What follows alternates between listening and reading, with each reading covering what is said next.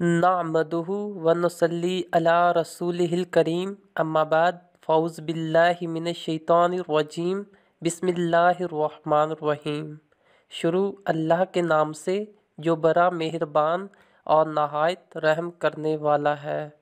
لقد کان لکم فی رسول اللہ اسوۃ حسنہ، یقیناً رسول اکرم صلی اللہ علیہ وآلہ وسلم کی زندگی تمہارے لیے بہترین نمونہ ہے۔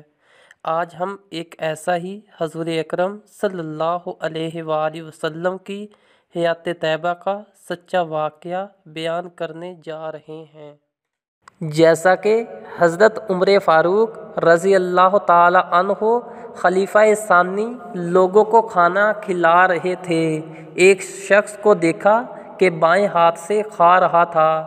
آپ نے اس کے پاس جا کر بائیں ہاتھ سے کھانے کی وجہ پوچھی تو اس شخص نے کہا، جنگ موطا میں میرا دایاں ہاتھ کٹ گیا تھا، اب یہی ایک ہاتھ ہے جس سے سارا کام کرتا ہوں۔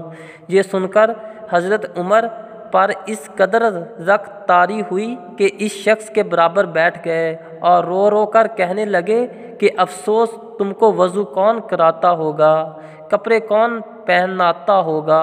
پھر آپ نے اس کے لیے ایک خادم مقرر کر دیا اور اس کے لیے تمام ضروری چیزیں خود مہیا کر دیں۔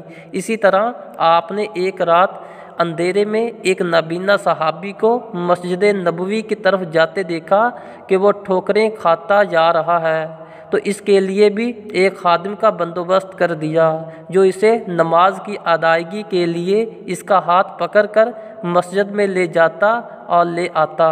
سبحان اللہ، سبحان اللہ۔